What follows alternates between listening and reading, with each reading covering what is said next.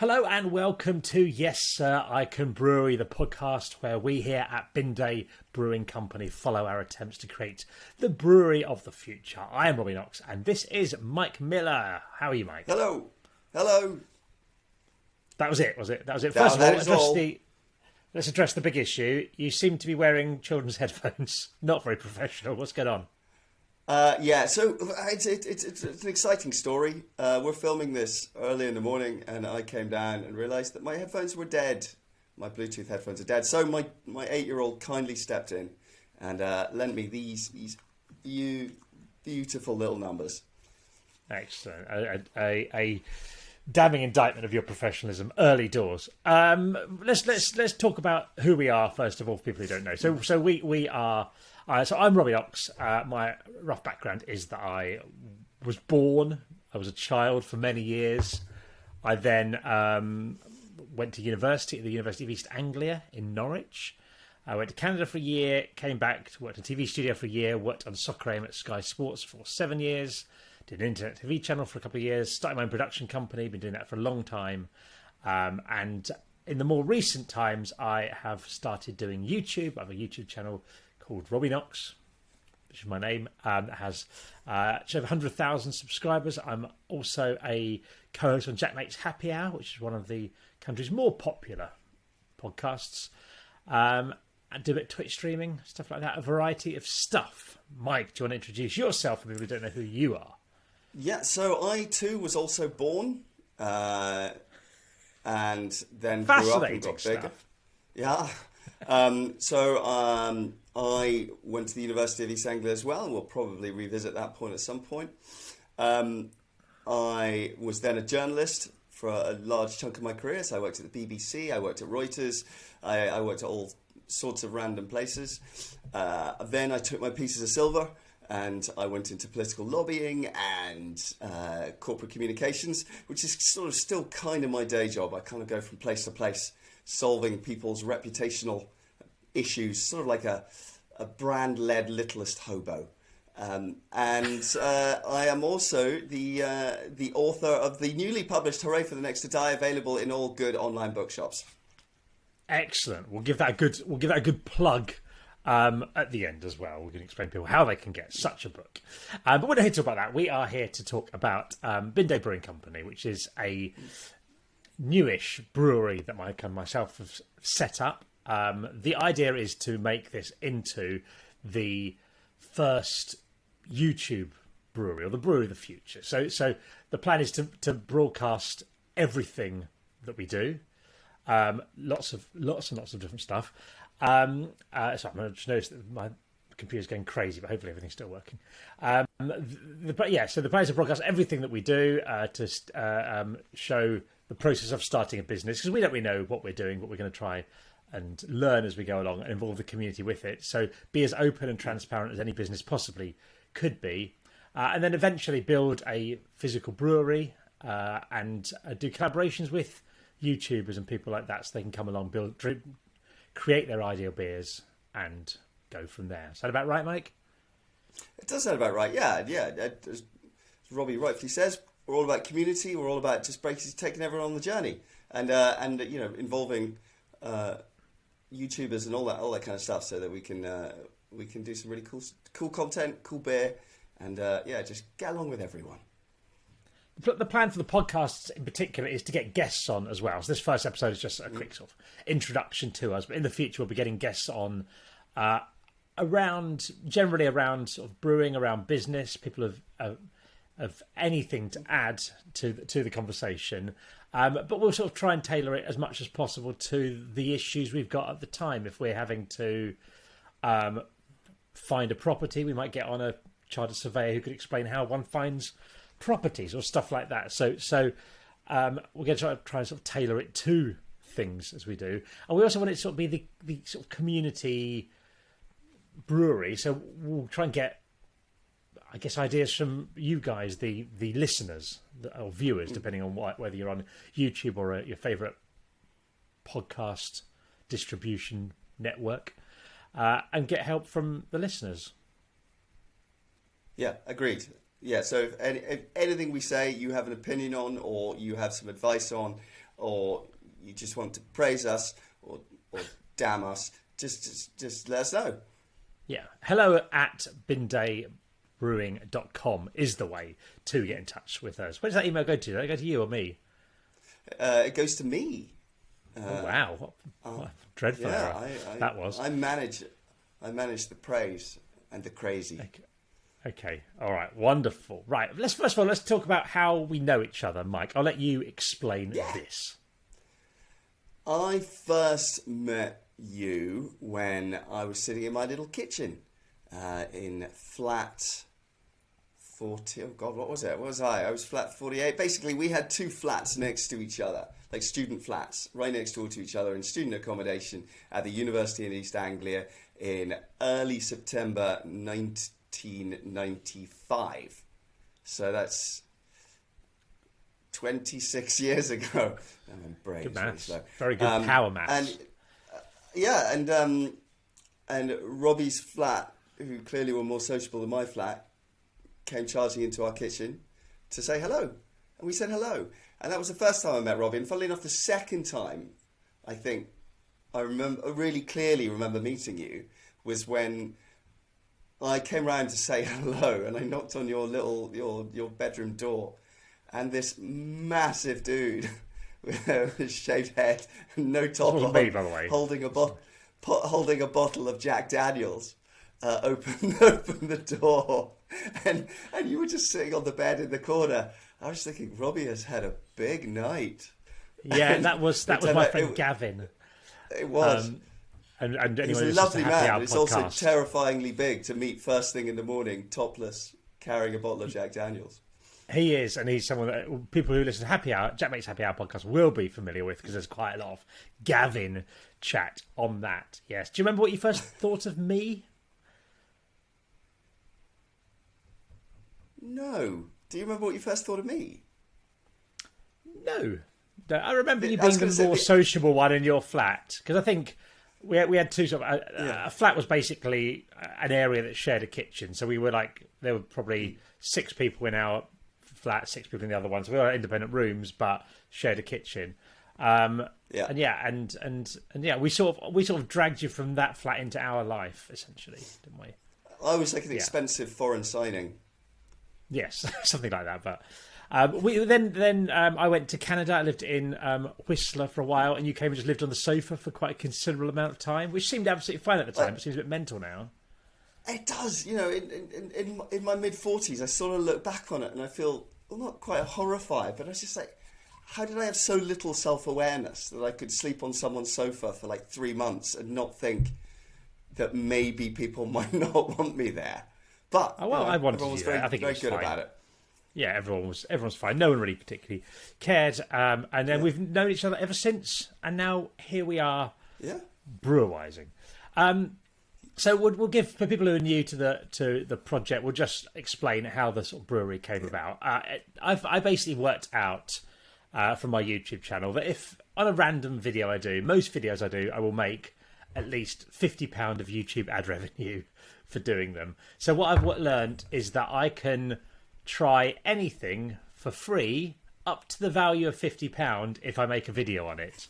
So I found out you could get during lockdown 1 that's why you'll notice a lot of the things I do. I started a wormery that's under £50. A lot of these things are within the budget of £50 for my videos. So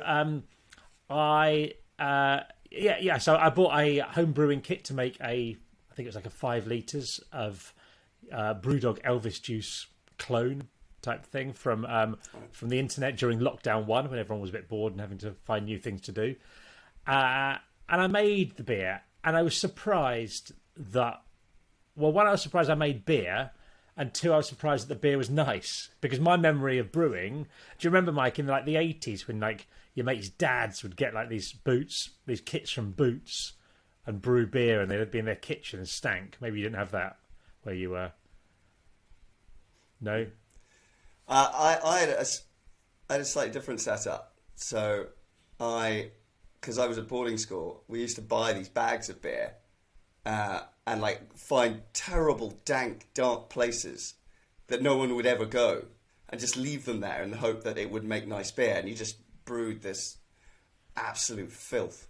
Oh, so you'd be but then doing drank the it. sort of boots kits to make beer yourself? Yeah.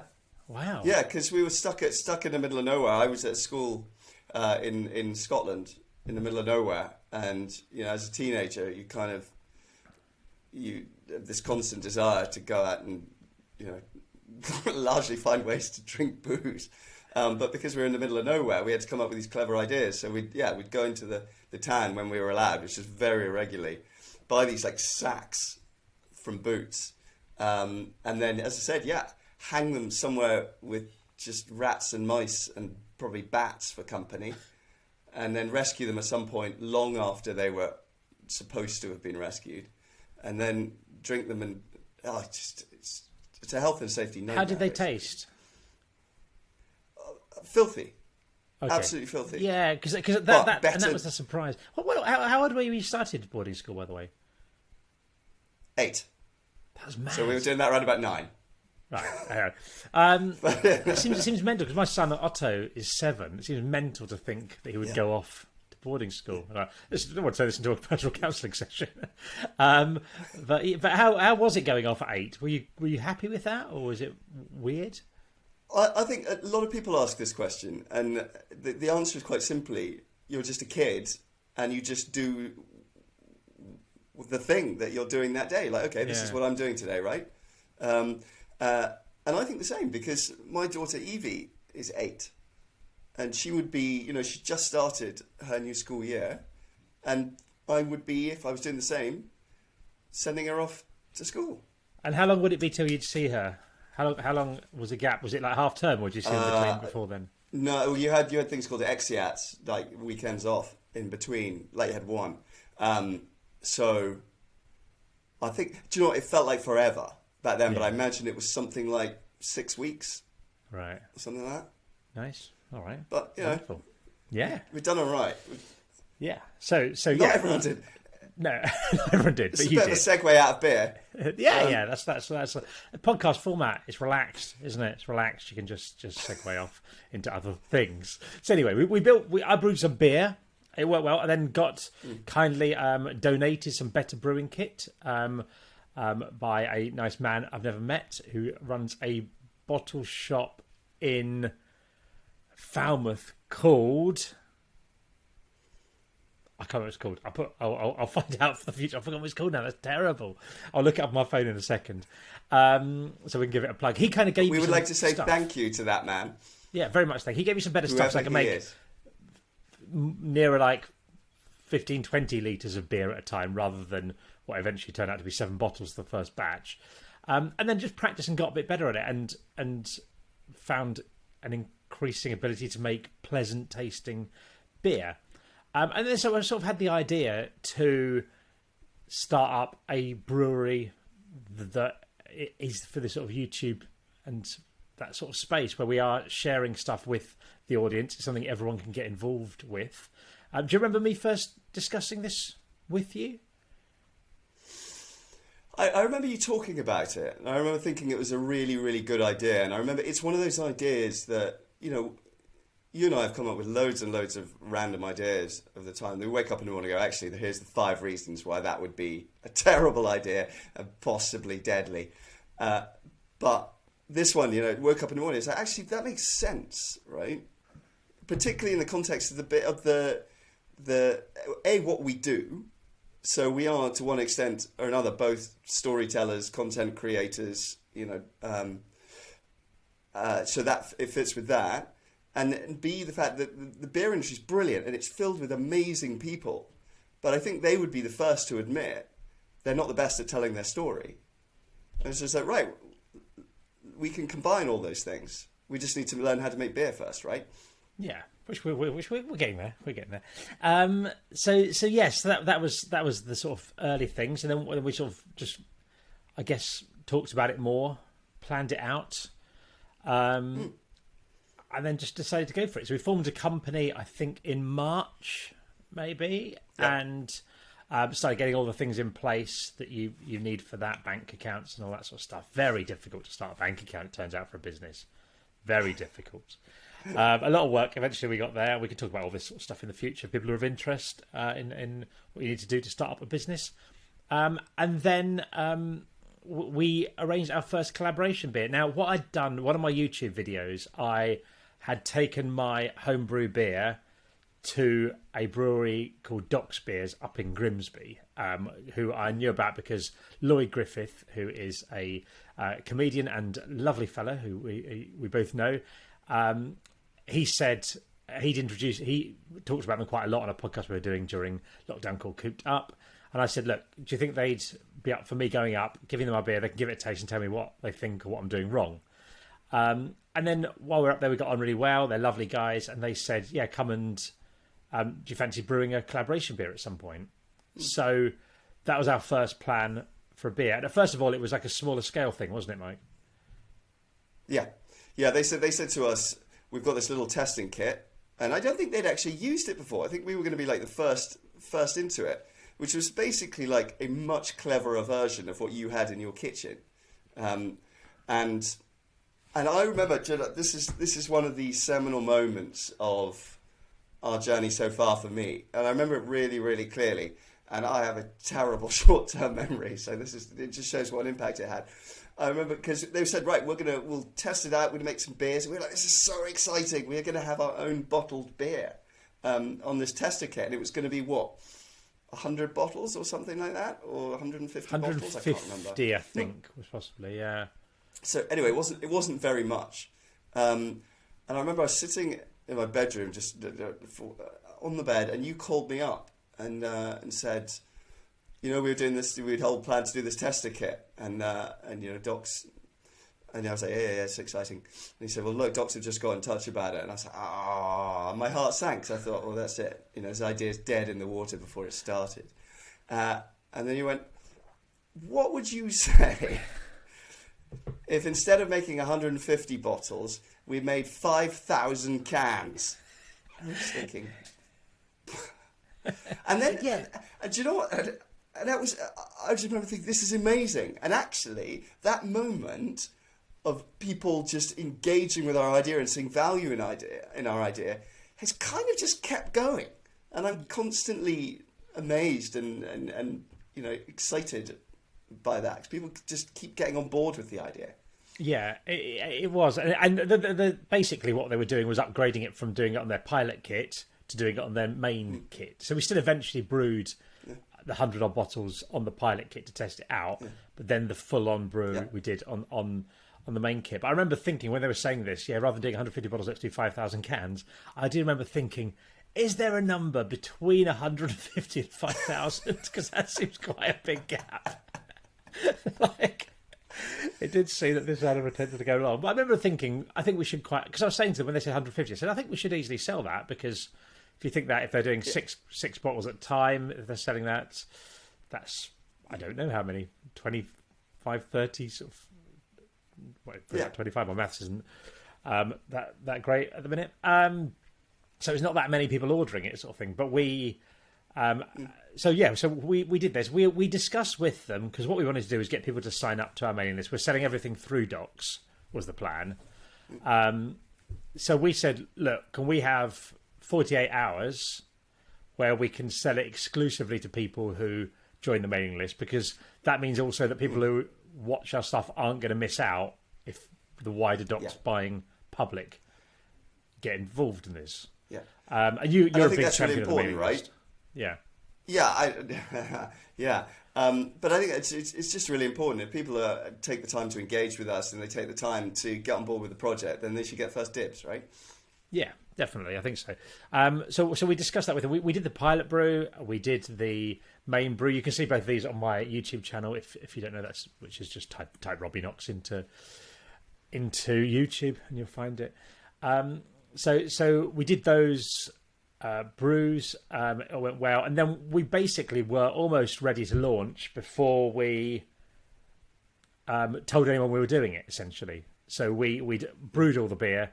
And we had like a sort of a launch strategy for it, where we were going to announce it, put out a video about it, bring the pilot beer, another bit.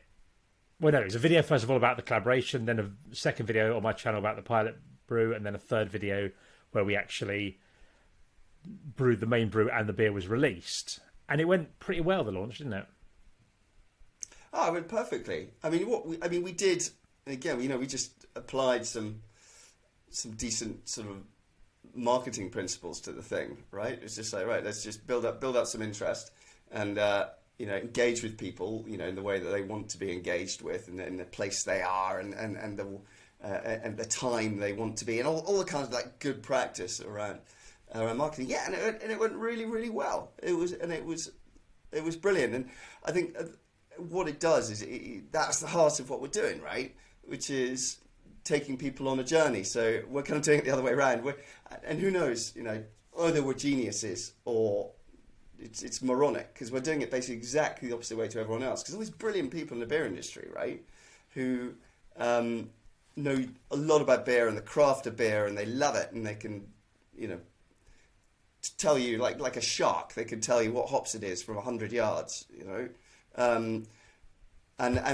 but then they create something, and they were like, how do we sell this to people? How do we get it out there? Whereas we're kind of doing, as you said, doing it the other way around, which is we're going to go on this cool journey, and we're going to get a lot of stuff wrong. Pretty sure we're going to get a lot of stuff wrong. I would imagine. But so that but by the time we get there, hopefully, lots of people will come with us, and we'll have something good to share with them. Yeah. Absolutely. So the Docks thing went well. Sold out. Most of it sold out during the mailing list thing, didn't it? And then I think it sold out within 72 hours of the main thing or something. Was that? I can't remember. What were the details? Do you know the stats? Yeah, I think we sold out with. It gets a bit complicated because it was being sold in so many different ways. But you basically couldn't buy a can of Valencian Tip Run, which is our orange pale ale, within about 48 hours of its general launch.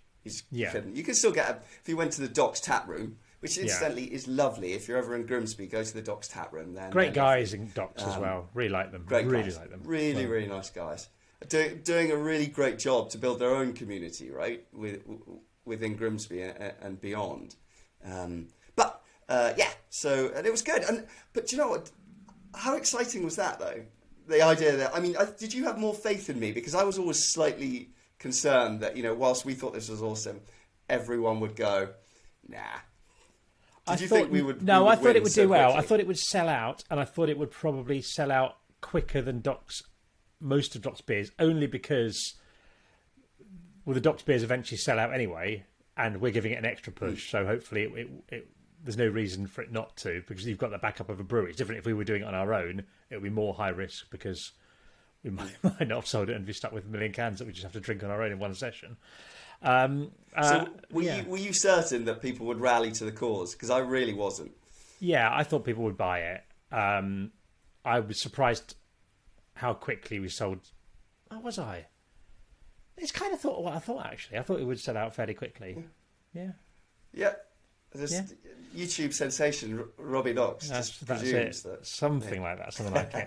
What do we learn from the brewery? I think for me, from the brewery, from the collaboration with Docks, I think for me, it was almost.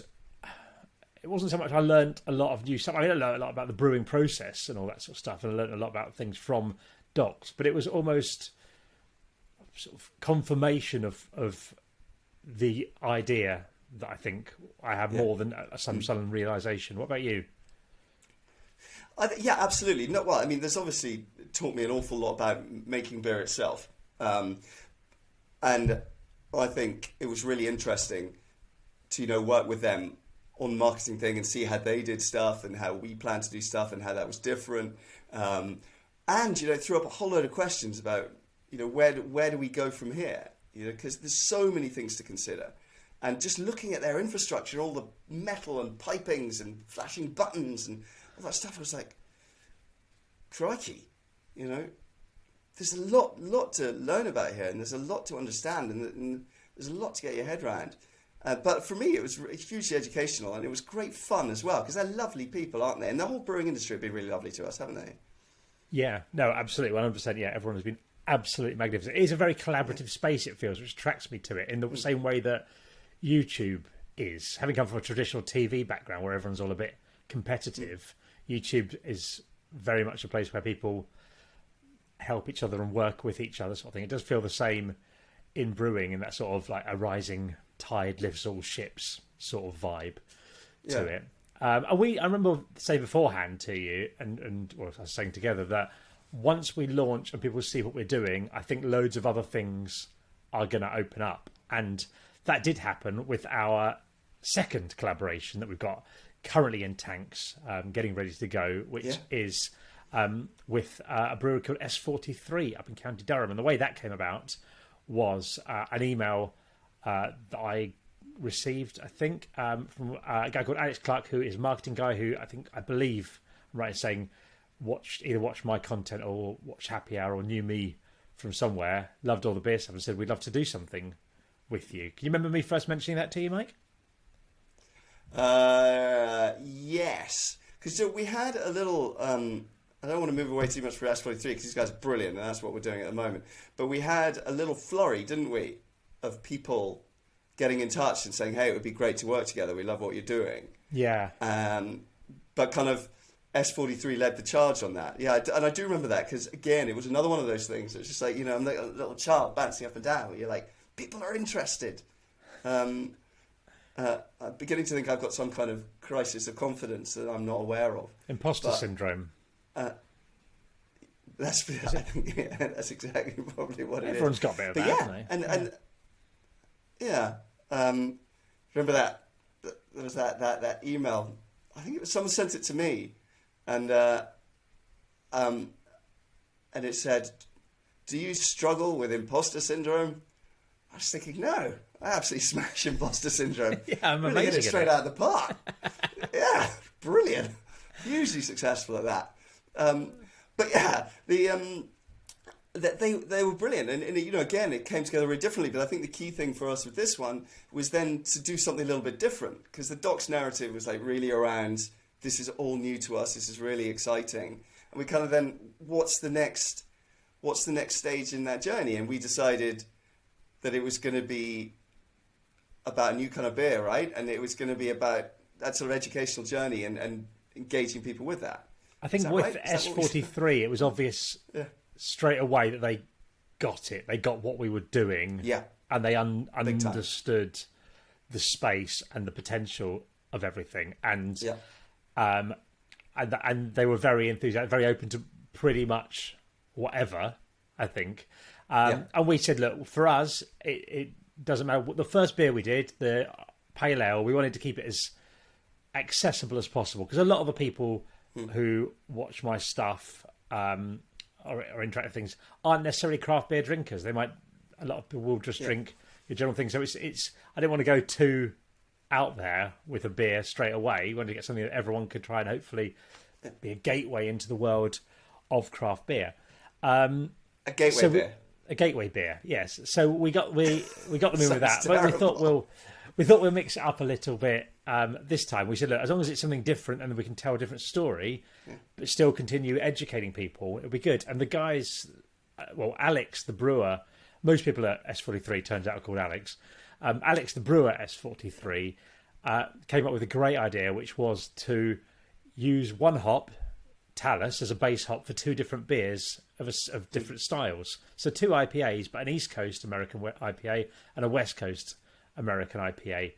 And so we went, that sounds absolutely brilliant. Bring out two beers at once. So we've brewed two beers with them, but they also Alex again. I mean, they're doing all our work really for us. Came up with the idea of making the brewing process interactive. Yeah. So that was Alex 2 that came up with that. Yeah. That's Alex Rattray, the brewer. So as Robbie says, everyone at S43 is called Alex. You are absolutely not allowed to work there unless you're called Alex. So he said, why don't we stream it? You've got your Twitch thing. Why don't we do a live stream? We're like, that's brilliant. That just fits perfectly with what we want to do. So we did a 6-hour live stream on Twitch. At one point, I believe it was the second biggest food and drink stream on Twitch in the world. Yeah, which isn't bad. It was generally top 4 most of the time. It went very well. People could vote on what went in the beer, like within reason, and I can't say like chuck a rat in it or stuff like that. But they were more like, you've got a choice of these hops, and Alex Brewer did a brilliant job. Natural TV presenter did a brilliant job of explaining the implications of all these decisions. Like if you do this to the recipe, this will happen, or if you do this, that will happen, sort of thing. So he did a great job. And I think we're going to have a couple of terrific beers at the end of it. And do you know what the thing was? Because I'd never Twitch streamed before. I didn't really. I was aware of what Twitch was. I'd never really taken part in it. I forgot how exhausting, doing that kind of broadcasting thing is. Because I did quite a lot of broadcasting back in the day when I was at the BBC. And I remember doing one stint, because I was a finance hack. I remember doing one stint when during the peak of the financial crisis in the late noughties, and just doing back-to-back interviews with all these BBC radio stations all over the place. And I think I did something like 25 or 27 interviews back-to-back. And bear in mind, and some of them were with local radio stations, and those guys are absolutely lovely, but sometimes their priorities are really funny in the context of what you're doing. So I was talking about the potential financial collapse of the world. And I remember on most shows, I was kind of like the top story, and they'd bring me in as an expert, because that's what I was doing. I was being basically pimped out as the financial expert to all these shows to explain to people what's going on. There was only one radio station, which I won't mention, who didn't have me as the top item.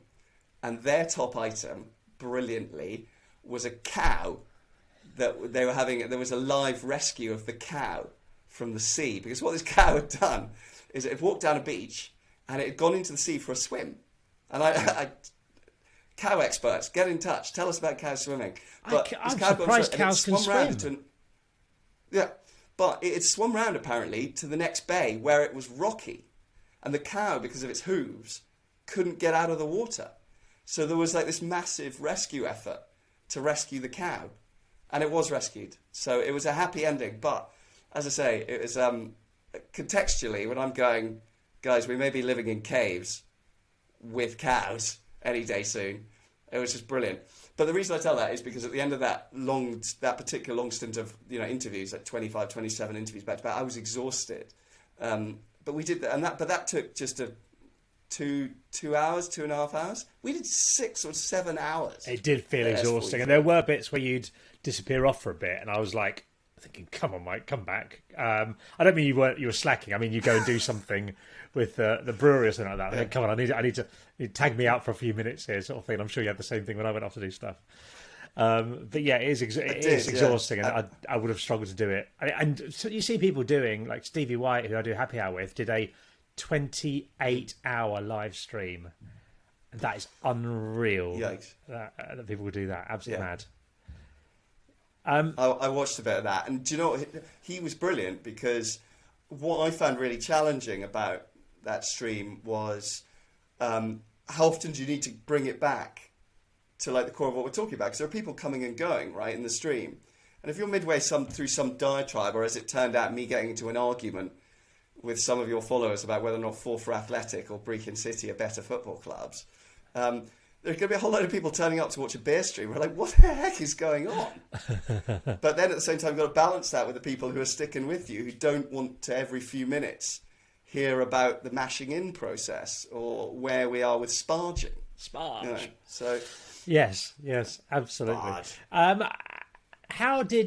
Was there anything you learnt from the S43 Club, or have learnt so far, that was different from Docs, or anything? Put you on the spot here. One thing, just the physical setup was different, and I thought that was really interesting. Having only had been made beer in one place, Docks, and they had this huge open space, and I don't know. I just, being ignorant and naive, I presumed it was sort of similar to how everyone would do it. But S43 was completely more different. analog, is fair to say. Everything was much closer together. You were kind of. It felt like you were. Like Docks is almost like a showroom for beer making, right? It's like, and they do beer tours there and stuff. Whereas this was like, you felt like you were really at the beer coalface. Yeah. And it was brilliant. It was good. And stepping over stuff, stepping around stuff, and it was. So I think that was a different experience, and I think it was just. I feel I learned much more about the nitty gritty of the process, and particularly because Alex, our brewer, was so good, talking about hops and stuff like that, about what was causing the aromas and why, what were making the flavors, how are we going to really dabble with the bitterness. And I think we got into that, but partly because we were doing the stream and we were going over this stuff over and over again. That felt like I learned a lot more about the brewing, the nitty gritty of the brewing process. Whereas at the docks, I was just like, it's amazing and it's shiny. What about you? I think again I learned a bit about the the difference in kit and stuff was interesting, and the different ways of doing things. I just found it really interesting. I think Alex Brewer is so knowledgeable, as were the guys from Docks. But amazing. It was quite sort of different, almost like a sort of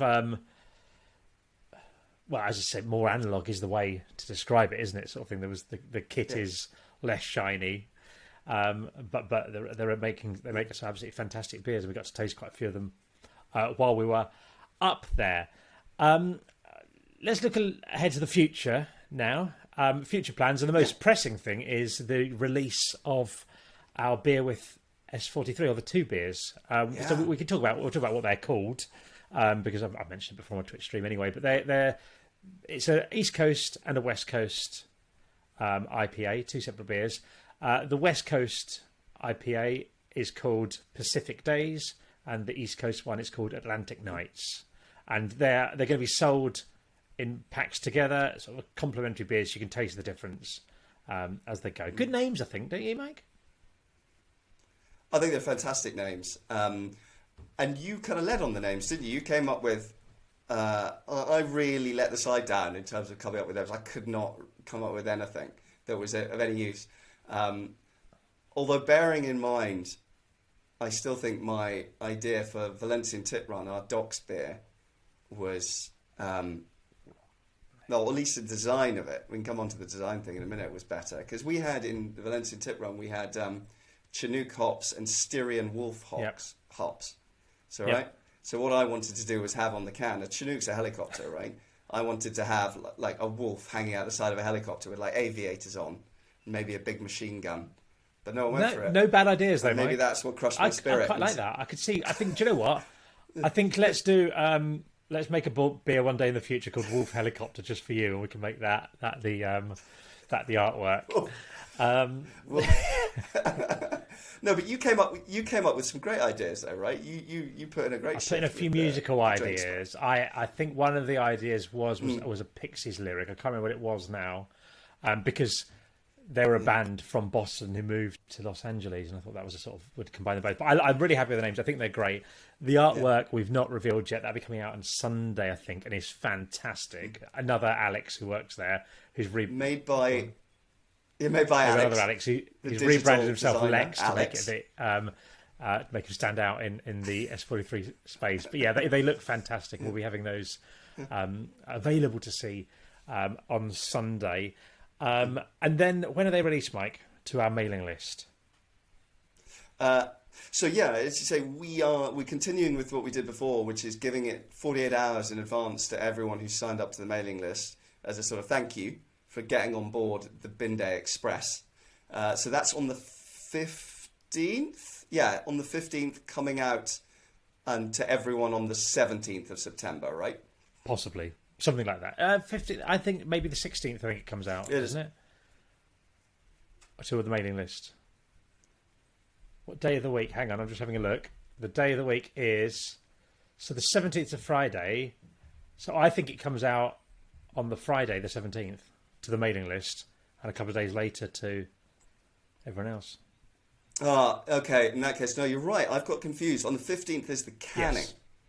Yes. Yes. You're right. Yes. Well, there we go. So if anyone was fooled into thinking this was a highly slick enterprise, then we've just really pulled. To be fair, I didn't warn you, and having to remember we've got a lot of dates in our minds, haven't we? So we've got the release of the S43 beer coming up in the near future. Priority. We're doing slightly less beers than we were previously. Well, quite a few less beers because it's a smaller kit. So it might well sell out a lot quicker. So get yourself on the mailing list if you do want to get it. You can get on the mailing list by what, Mike? You go to bindaybrewing.com and then you just fill in the form. In fact, you can fill in one of two forms. There's one embedded on the site and there's one that pops up. But either way, it will come in to the beating heart of Newsletter Central, Newsletter HQ, which is my computer. And I will endeavour to send you newsletters with all that information. You love the mailing list, don't you? You want to marry the mailing list. But like all this, I have a love of the mailing list, and my love of the mailing list is for all sorts of boring but very helpful marketing reasons, which is quite simply, and you know, if you got anyone's out there trying to build a business or trying to sell a product, if you can get people onto a mailing list, then that's your best way to make friends with people. That's the best way to take them with you. I'm trying not to say sort of capture Sounds people. Attacking, doesn't it? Like I was very much more of a for the purposes of beer sales. Mailing list is so old-fashioned, might grow up. But you've been right. To be fair, the mailing list is magnificent. But yeah, so it's interesting, and I think it's a good way of keeping people informed with things and giving them the priority to stuff, so that the people who are actually following the stuff get to join in. You raise an interesting point there about who's doing what and sort of like division of labour, because there's a sort of slight constant battle going on, slight passive-aggressive battle between us to see who can do the fun stuff and see who can do what we call... Yeah. We're going to go into this? Yeah, why not? We'll see what we... see who's going to end up doing the J work. So originally we were going to do this with the two of us and our friend James, but to be honest, he just couldn't. He's a lovely guy. He was interested at first, but because our eventual plan is to build a brewery in Norwich, and he's got a young child and lives miles away from that sort of thing, he just said, look, he couldn't commit to the plan. But Jay is an accountant, and we were very much thinking anything that we didn't want to do, we're going, that's going to be Jay work. Jay can do that. But now it's Mike work. Yeah, we've sort of split it up. I'm head of accounts. You're head of mailing lists. Yeah. Yeah. Yeah. You're head of I'm legal. also head of yes, legal. You are. And do you want HR? Yeah. Who's going to do HR? I think like all these things, I think they need to be imposed on us. Okay, on we'll see what happens when we need some organically. HRing. So I think Okay, wonderful. You're head of commercial. I think Say you're head of negotiations, hardball money chat. yeah, we got. It's not really. I mean, it's, in terms of good cop. Yeah, bad cop, I'm it's like pretty, good cop, and you're pretty low grade. still very nice cop, But, slightly more serious cop. Yeah. Yeah. So I'm just trying to think of all the different tasks, because you're head of to one extent or another. Yeah, You're head so of I'm finance head of finance as well. You set up a bank account. Yeah, I'm head of production because I do the editing. And that's stuff. So yeah, so we've got our own little things. You're head of your PR officer. I don't think you're head of PR. I think we can get someone above you. No, you're head of PR. You've done the press release.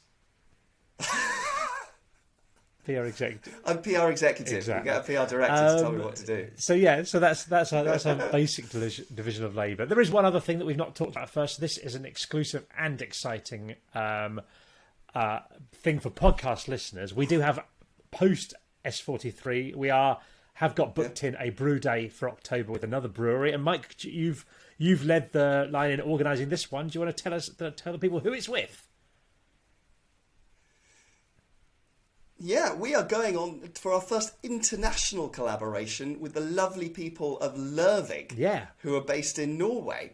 And they are lovely, and a really good friend of ours, a really good friend of yours, who became a friend of mine, the wonderful Desi Olsen, is involved with them. And he's pushed the touch. So we're going to brew a beer. We don't know what yet. We're going to go over in October to Stavanger and brew some beer with Lervig. Lervig, many of you will know if you're into craft beer, because they are a household name in the craft beer world, in the craft beer household. sort of things. It's been very exciting doing that, and it's going to be a very different kit experience as well if we're doing these things, depending on what kit we're doing and what we're doing. Because I've been to their factory. I'm not sure if it's still the one they still are, or their facility, and it's unbelievable. The canning line itself is a incredible thing to see. So it's going to be very exciting doing that, and it'd be great to make videos out in Norway as well, which I'm looking forward to. So we're going to overdo that in October. Don't know much about it yet, but we will be releasing details as we know it. You looking forward to that trip, Mike? Oh, I think it's going to be fantastic. Yeah, exactly. We just need to find a way to get there, right? Because I think the airline that we used to take to go and visit Desi has gone bust, hasn't it?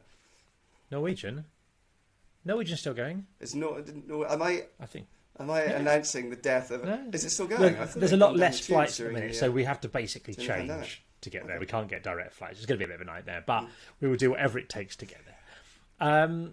So that's. Norway also has some very confusing rules around Does it? travel. Does it? At the moment, so we've got to get our heads around that as well. Yeah, you've got to travel. I think in it's a really unicorn simple, Norway. onesie or something like that. It does.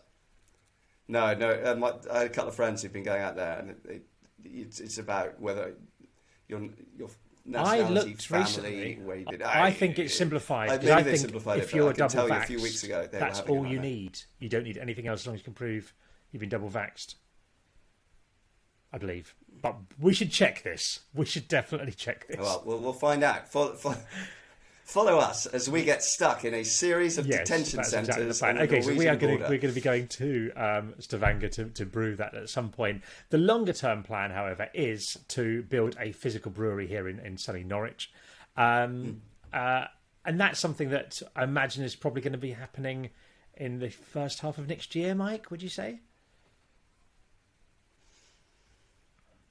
Yeah, I think we've got to. One of the things we've got to do is, and this is inherent in what we're doing, is to keep everyone super engaged, because what we'd really like to do is say to people, do you fancy a wee chunk of the brewery? Some way, exactly bit of the brewery. The exact way we do it, whether we can raise, whether it's crowdfunding or equity crowdfunding or what, we would like. I've had a lot of YouTubers. I won't name people at the minute because I think it's fair. A lot of YouTubers come up to me and say, "Can we invest in this?" And then we're saying, "Well, it'd be good to take everyone on the journey, sort of thing." So people who are watching and who like the stuff and are supportive of it all, so that if it does well, it's not just me and you who make some money, or other people who support us from the start can get some benefit in that as well. So exactly what form that takes, I don't know. We'll discuss it on here and work out the best approaches. But yeah. Yeah, and if anyone's got any ideas about how we should do that, then all the better. But yeah, hopefully, to cut a long story short, sometime the early next year, we get a premises. We start doing some brewing on site, tap room, whatever it may be. And then also, it's whether before that we're releasing collaboration beers. But we have got our recipe for Bin Day IPA that we've made, our flagship beer that is fantastic and has received a lot of praise from pretty much everyone who's tasted it. So we will be making that at some point, and how exactly we do that, whether that's something that we do with a brewery regularly on the way, or whether we wait till we've released it, I don't know. We'll work that out in the future. I think this is a lovely length for our first podcast. If people are interested in what's going on, what should they do? Sign up for the mailing list, you're going to say, because you love the mailing list. Yeah, absolutely. Definitely sign up for the mailing list at bindaybrewing.com, and you'll find out everything we're up to. And we're trying to just do as many different things as we can. We've got t-shirts and glasses, but we need to just other merch take we've photos got and get coming out, it up online, exciting sort of thing. for us at least. I've got behind me loads of packaging. I'm head of logistics as well. I think loads of packaging that I bought to ship the glasses and ship the t-shirts and everything like that. And shipping. I talk a lot about my integrated shipping labels and stuff like that in the future. So there's that. Yep, we are Bin Day Brewing on follow our socials Instagram, as well, Twitter, Facebook, maybe LinkedIn, I don't know, and these things. So yeah, Bin Day Brewing on most of these things if you want to, but we're most active at the minute on Twitter and Instagram, and of course the YouTube channel that you may or may not be watching this on. The other thing that will be useful is if you would subscribe to this podcast, gives a little boost, and if you fancy doing a cheeky 5-star review, that'd be much appreciated because that really helps other people find the content. I mean, if you don't think it's 5 stars, give it another review, but we won't like you as much as if you said 5 stars. We will read some of the best 5-star reviews out. We'll read here on the podcast in the future. Mike, anything to add?